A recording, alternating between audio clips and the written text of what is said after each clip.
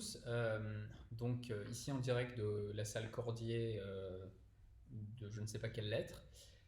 Je vais donc attaquer le chapitre 4 du cours. Le chapitre 4 introduit les équations ou dérivées partielles qui vont être l'objet de l'étude pour les deux derniers chapitres restants, donc chapitres 4 et 5.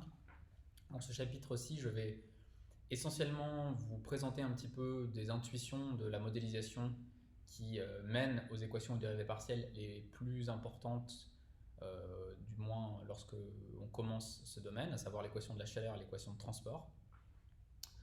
Je donnerai quelques éléments de résolution de ces résolutions plus ou moins explicites de ces équations. Donc on va s'attaquer à la question de l'existence de solutions à ces équations, mais pas à l'unicité, pour faire vraiment des équations dérivées partielles de manière propre et rigoureuse, même si on va être rigoureux, disons pour pouvoir aborder les équations avec plus de généralité qu'on va de le faire ici. Je vous renvoie au cours du semestre 2 sur le sujet. Et donc dans ce chapitre, on va donner quelques techniques pour essayer d'avoir ces solutions quasiment explicites dans certains cas bien particuliers. Et le chapitre 5, lui, il aura pour objectif de vous donner quelques éléments pour simuler numériquement les solutions de ces équations. Et ça vous permettra de simuler les solutions d'équations, disons, raisonnablement compliquées, au moins en dimension 1. Donc pour commencer, donc ce chapitre, il s'intitule comme suit, équation de la chaleur et de transport. Et je vais commencer par vous donner quelques propriétés, quelques notions que vous avez peut-être déjà vues pour certaines, dites d'analyse vectorielle, qui vont être utiles par la suite et faire un petit peu de calcul à la physicienne pour arriver à ces deux équations, expliquer pourquoi c'est ces équations-là qu'on a envie d'étudier. Et donc plus généralement, c'est une famille d'équations qu'on appelle en général loi de conservation. Donc dans toute la suite, on va se donner un ouvert connexe borné de RD, donc qui va s'appeler oméga. Oméga, un ouvert connexe borné de RD. Vous voyez souvent dans la littérature écrit domaine à la place d'ouvert connexe. La connexité, c'est important, ça veut dire quoi? Ça veut dire que oméga ne peut pas être en deux bouts. Vous ne pouvez pas avoir oméga qui est la réunion de ces deux objets, par exemple. Voilà un exemple de oméga acceptable. Ouvert, bien sûr, borné. Pour ceux qui ont un peu oublié la connexité, ouvert connexe dans RD, c'est pareil que connexe par arc. Connexe par arc, ça veut dire que quels que soient les deux points que je me donne dans oméga, il existe un chemin qui relie ces deux points, complètement inclus dans oméga. Voilà. Okay. Et on va s'intéresser à des fonctions définies sur oméga, ainsi qu'à des champs de vecteurs définis sur oméga. Donc, là, dans ce préambule, je vais noter U de manière générique pour une fonction qui va de oméga dans R. Donc U, elle prend en entrée un vecteur de RD, puisque oméga est inclus dans RD, donc c'est une fonction qui a x égale x1 xd associe U de x. Okay. Et puis de la même manière, on va regarder des champs de vecteurs. Alors dans le poly, on verrait que c'est noté en gras, tout ce qui est champ de vecteurs, pour faire la distinction avec les fonctions à valeur scalaire. Donc ça, c'est une fonction, cette fois de oméga à nouveau, mais à valeur dans RD. Et donc ici, pour x égale x1 xd, un champ de vecteurs il va être à d variables. Donc on va pouvoir l'écrire v de x égale v1 de x, etc. jusqu'à v2 de x. Et donc graphiquement, ça veut dire quoi? Quand on a une fonction u scalaire comme ceci, une fonction u d'oméga dans R, c'est une fonction qui assigne à chaque point dans oméga un réel. Par exemple, ça va être un exemple qu'on va avoir en tête pour la suite, imaginez la température. Imaginez que vous êtes par exemple dans Cordier, disons C, et en chaque point x de oméga qui est la pièce, vous voulez connaître la température qui est un scalaire. Okay. Donc ça, c'est un objet de cette forme-là. Si maintenant vous imaginez que oméga c'est un endroit où il y a un fluide, maintenant ce que vous pouvez demander c'est vous vous placez en un point et vous demandez quelle est la vitesse de la particule du fluide en ce point. Donc là, du coup, vous êtes en train de demander un champ de vecteur, en effet, puisque vous demandez une application qui, à un point de x, associe un vecteur de RD. Donc en x, vous devez être capable de décrire, de donner un vecteur de RD. Donc c'est bien une application de cette forme-là. Okay, donc, pour les applications notamment en physique, hein, c'est vraiment les objets un petit peu standards qui vont apparaître. Donc des fonctions de oméga dans R et des fonctions de oméga dans RD. Donc ça c'est un champ de vecteur.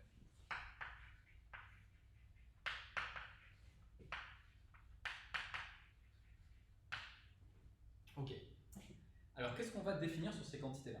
Alors en général, on va supposer que dans toute la suite, hein, et ce sera valable dans le cours, on va supposer que U est de classe C1 et aussi que V est de classe C1. On va dire que V est de classe C1, c'est équivalent à dire que V1, VD sont tous de classe C1. Et on notera, donc, sous cette hypothèse que les fonctions sont de classe C1, un différentiable suffirait, admettant des dérivées partielles suffirait, on est en mesure de construire de nouveaux objets qui sont les dérivées partielles, justement. Hein, donc on va noter, alors je vous propose plusieurs notations, donc on notera, alors de plusieurs manières différentes. Je vous donne ces différentes notations parce que vous les verrez utiliser selon les contextes, on utilise toutes ces notations. D rond xi u ou D rond iu ou D rond u sur D rond xi, qui est peut-être celle dont vous êtes avec laquelle vous êtes dont vous êtes familier. D rond u sur D rond xi, la im, dérivée partielle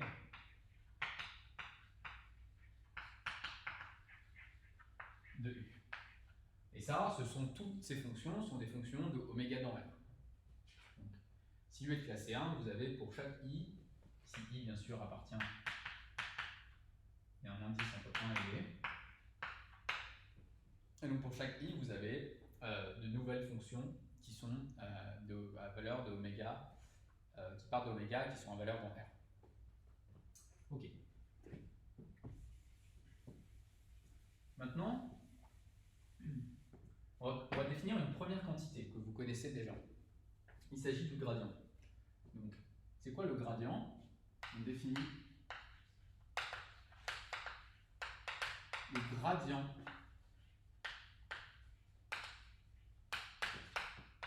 de U par...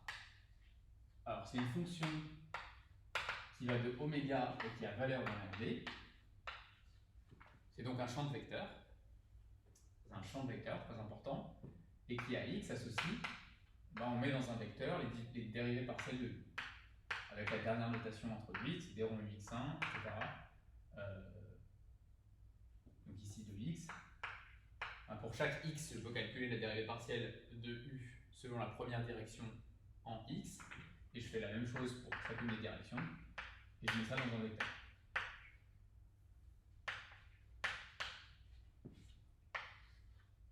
Ok. Donc, à partir de là, ce qui est important, c'est d'avoir une compréhension intuitive de ce que représente le gradient. Imaginez que vous êtes en un point x ici. Et vous calculez la valeur de u en x. La valeur, ça vaut 3 par exemple. En fait, tout ça, bien sûr, j'espère que vous êtes familier avec ce que je m'apprête à dire, cette intuition, parce que vous faites de l'optimisation quand même. Et u de x vaut 3, d'accord, et vous regardez autour de vous et vous aimeriez localement savoir dans quelle direction aller pour faire croître u le plus possible. En optimisation, vous voudriez faire décroître u le plus possible parce que vous voulez chercher à minimiser u. Bon, et ça, vous savez que pour faire croître u, la direction où u croît le plus rapidement au voisinage de x, localement en x, localement autour de x, c'est la direction donnée par le gradient. Quand vous faites de l'optimisation, si vous voulez faire décroître u, vous allez prendre la direction de moins le gradient. Ici, si le gradient de u pointe dans cette direction, ça indique que c'est la direction dans laquelle u croît le plus vite autour de x. Donc, le gradient de u pointe dans la direction où u croît le plus vite. Voilà pour l'interprétation du gradient, qui est le premier objet. Okay. Deuxième objet.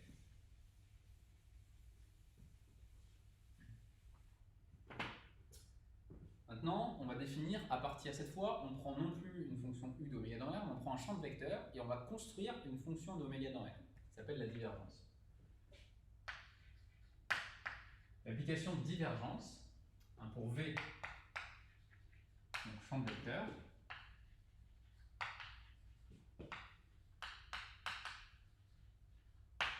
div de V, hein, on définit,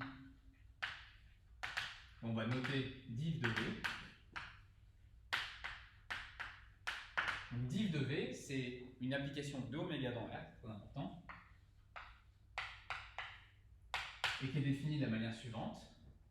Div de V, c'est la somme pour i allant de 1 à d des d rond vi sur d rond xi, alors pas de x. Donc on somme les dérivés partiels des vi par rapport à xi. Autrement dit, pour chaque i, on regarde la composante vi de v, qui est un champ de vecteur. J'ai supposé que v était de classe C1, donc je peux regarder la dérivée partielle de cet objet-là par rapport à la im variable. Je pourrais le regarder par rapport à la jm variable. Je le fais par rapport à la im, c'est bien le même i ici, c'est important. Et je calcule cet objet-là. Donc autrement dit, si je veux calculer la divergence de v en x, hein, ça c'est un objet qui va de oméga dans R. Si je prends x de oméga, je calcule divergence de v. Si je veux calculer la divergence de v en un certain x, bah, je calcule la somme des ronds vi sur des ronds xi en x. Ça, c'est bien quelque chose qui va de oméga dans R. Et quelle est l'interprétation de la divergence? Alors, ici, imaginez que une bonne manière de comprendre la divergence, c'est de penser tout ça en termes de fluide. Donc, imaginez que vous avez un fluide et puis vous avez un certain x ici. Et vous regardez, vous avez un champ de vecteurs qui va vous décrire, pensez donc, encore une fois en termes de fluide et en termes de vitesse. Donc, V de x va vous décrire la vitesse du fluide en chaque point x. Donc vous avez votre x ici, et puis vous regardez ce qui se passe au voisinage de x. Hein, vous avez d'autres points, et vous regardez le v de x en chacun de ces points. Donc imaginons que le vecteur v soit comme ça en ce point-là, et puis il est, alors peut-être je vais écrire, je vais arrêter de fixer un point x, j'ai un autre point ici, le vecteur est maintenant comme ça, vous voyez, donc toujours dirigé vers la droite, mais un petit peu plus petit, etc. Et puis que jusqu'à ce que vous arrivez à un point où vous ne voyez même plus le vecteur, il est disons égal à 0. Et puis pour les points qui sont ici, vous avez le vecteur, cette fois il est dans l'autre sens. Donc ça veut dire quoi? Ça veut dire que vous voyez qu'on est en dimension 2, donc V c'est V1, V2 ici. Et là, quand je trace le vecteur comme ça, je suis en train de dire que la composante V2 est nulle, puisque le vecteur est complètement selon la première direction. Donc ça c'est 0 dans l'exemple que je fais ici. Et vous voyez que la fonction V1, elle est, quand je me déplace vers la droite, donc quand x1 augmente, vous voyez que V1, là par exemple, je sais pas, il vaut par exemple 2, puis ici il vaut 1, puis ici il vaut 0,5, puis ensuite il devient carrément négatif, donc vous voyez que la fonction V1, elle décroît. Et ici vous avez d rond V1 sur d rond x1 qui est négatif. La fonction V1 en tant que fonction de x1 décroît. Et donc comme V2 est nul, hein, là vous avez la divergence de V1, alors la divergence de V qui est négative. Maintenant, on peut aussi prendre un exemple où la divergence de V est positive. Maintenant, imaginez que vous avez un certain point où le vecteur est de divergence nulle, et puis autour, donc imaginez que vous avez le fluide qui se déplace comme ça. Voilà le champ de vecteur en ce point, puis le champ de vecteur en un point un petit peu plus loin. Et puis, vous avez... Je me place en un point ici où le champ de vecteur est carrément nul. Donc plus on s'éloigne de ce point, plus le champ de vecteur est grand et de normes importantes et il pointe vers la droite. Et puis à l'inverse, ici, si on regarde par là, il pointe vers la gauche. Par exemple, dans ce point-là, dans ce point-là, etc. Donc là, vous voyez, c'est très différent. Qu'est-ce qui se passe? Si vous faites les mêmes calculs que précédemment, cette fois, la fonction V1, la fonction V2 est toujours nulle, la fonction V1, elle, croît en x1. Donc vous avez d rond V1 sur d rond x1 qui est strictement positif, et donc ici, ça vous donne que la divergence de V est strictement positive. Okay. Bon, bien sûr, je peux aussi vous proposer des exemples où la divergence est et cette fois nul. Un exemple très simple pour les nuls, c'est où par exemple le champ de vecteur est comme ceci. Il est constant en fait. En tout point, les flèches sont les mêmes. Bon, ça vous avez un champ de vecteur. Vous pouvez vérifier, ici la composante V2 est nulle et la composante V1 elle est constante. Okay, donc sa dérivée par rapport à x1 est nulle. Ici vous avez un champ de divergence nulle. Donc vous voyez qu'en termes de fluide, quand un champ est à divergence négative, eh bien ça veut dire qu'il y a de la perte de masse. C'est comme si, imaginez ici vous avez comme un trou dans une baignoire par exemple et l'eau s'échappe par ici. Okay, et à l'inverse, ici, vous avez de la création de masse. Vous voyez qu'il y a, disons, le point là, qui serait l'endroit où V1 s'annule, vous avez de la masse qui se crée. Et donc, à l'inverse, vous auriez de l'eau qui jaillit d'ici. Okay, donc, du point de vue de la mécanique des fluides, quand on pense divergence positive ou négative, on pense à un fluide, on appelle ça compressible ou incompressible. Et ça, donc, quand le fluide est à divergence nulle, on dit que le fluide est incompressible. Okay. Donc, ce qui est important, c'est aussi de voir qu'il y a d'autres situations où on peut avoir un champ de divergence nulle. En terminer un dernier. Vous voyez que on a envie de dire que le champ il tourbillonne un peu autour de. Alors, pas exactement vu ce que j'ai fait, mais on se rapproche de l'idée d'un tourbillon autour de ce point-là. Mais ce qui compte, c'est que vous voyez qu'ici, cette fois, la composante qui est nulle, c'est V1 qui est égal à 0. Et V2, c'est. Qu'est-ce qu'on peut dire de la composante V2? Vous voyez que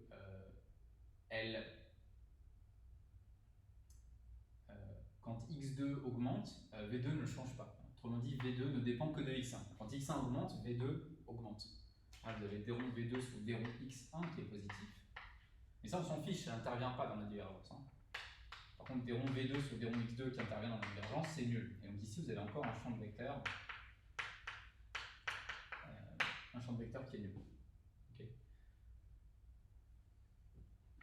Donc, div de V égale 0. On parle de champ à divergence nulle.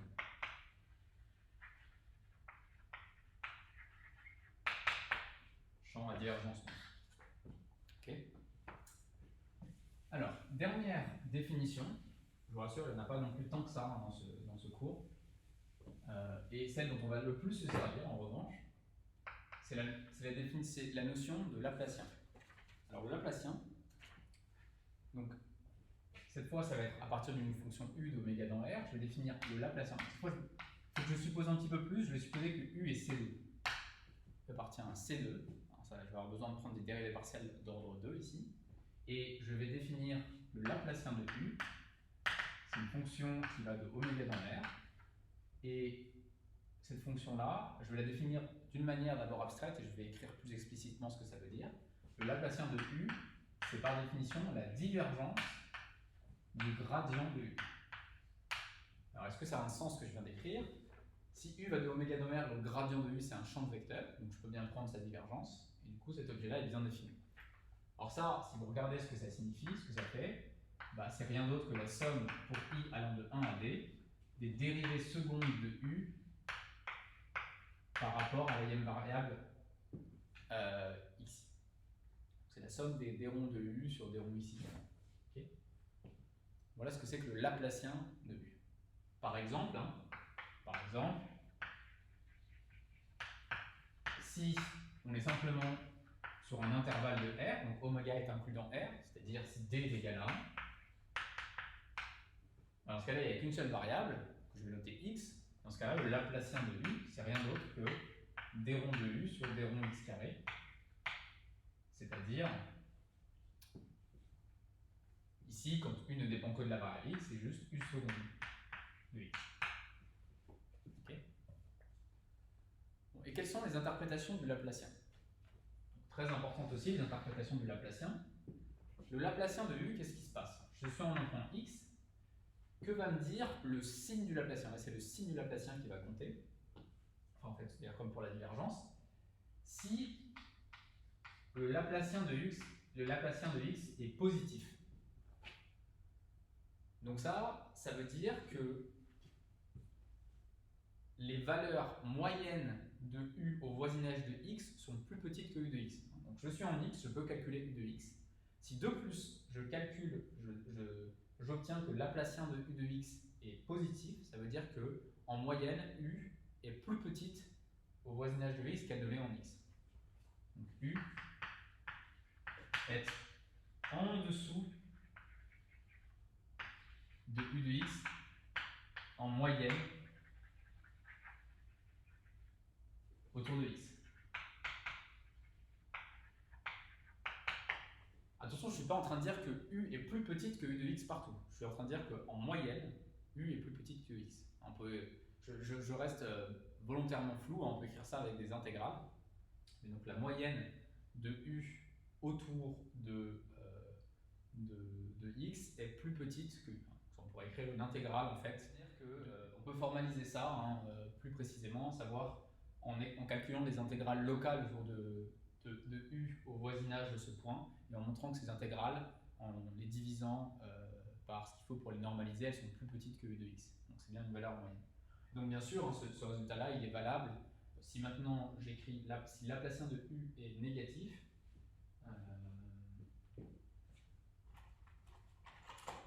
Si Laplacien de u de x est négatif, là ça veut dire que u est au-dessus de u de x en moyenne autour de x. Ok. Donc dernière chose, avant de finir cette petite session de rappel, disons, d'introduction à quelques notions d'analyse vectorielle de base.